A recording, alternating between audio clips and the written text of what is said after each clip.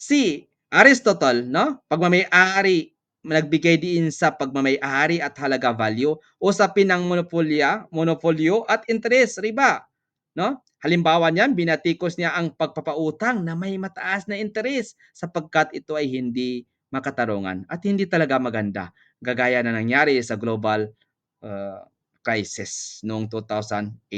Sa sibilisasyong Romano po, sa Hadaratul Romania, no? Sa sibilisasyong Romano sa Roma, nagbigay sila ng pansin sa mga usaping gaya ng interes at pera, paano gamitin at bawasan ang pang-aabuso. Agrikultura, pangunahing pinagkukunan ng kabuhayan. Kung walang bigas, hindi tayo mabubuhay, no? Ibig sabihin, mabubuhay tayo pero pag walang bigas, yan po ang kinakain natin mga Pilipino. So malaking naambag po. Malaki ang naiambag nila sa legal na pag-iisip. Al-Kanun at Tabi'i. Nandito na naman yung kanon. Tingnan nyo bakit nakasali sa inyo Sharia wal Kanun. Ang principles of Islamic economics. Bakit kaya? Magtaka kayo bakit sa Sharia at sa jurisprudence mayroon akong economics. Hindi naman economics ang pag-aralan dito. Bakit kaya? Dahil po yan ay connection ng mga specialization ninyo. So malaki ang naiambag nila sa legal na pag-iisip. Yung al-kanun at tabi'i sa Arabic. Ano yung kanun at tabi'i? Yan po yung natural law. Natural law. Makukuha natin yan sa Introduction to the Study of Law. Inshallah. Yang al-kanun at tabi'i po, natural law, idea na may mga batas na likas at umiiral na hindi saklaw ng kagustuhan ng tao. Anong halimbawa niyan? Katulad ng mga batas sa kalikasan, gravity, biology, nakuha na natin yan sa Introduction to the Study of Law. Gayon din daw ang batas pang-ekonomiya na may sariling mga prinsipyo. Na?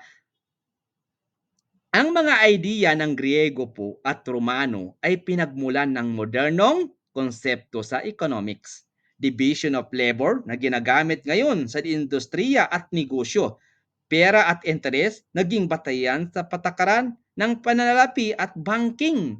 Natural law na impluensya na naka-impluensya po sa ano sa madrasa at tabiiyin. Madrasa at tabiiyin. Opo. Yan po ang madrasa at tabiiyin. Ibig niya sabihin sa Arabic. Madrasa at tabiiyin. Sa ika-eting siglo na naniniwalang ang ekonomiya ay may sariling likas na batas. Ikuan niya yan. Sino nakakaalam dyan? Sa Socrates. Sino nakakaalam? Ngayon lang malaman yung madrasatut tabiiyin.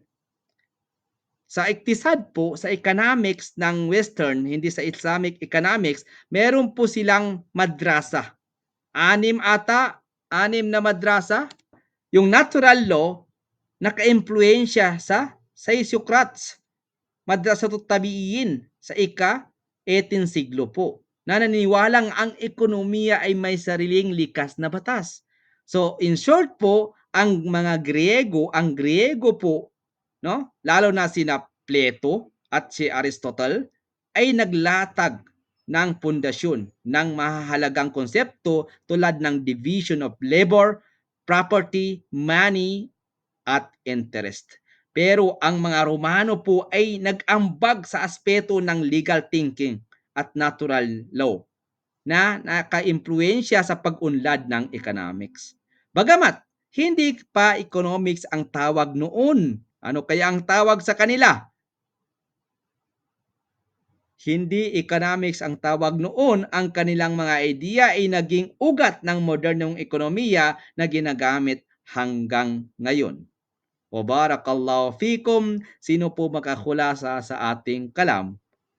Hanggang dito na lang. Mag-discuss na muna tayo. Barakallahu fikum. Tafadalo. Hindi, next time, kunin natin yung usurul wasta.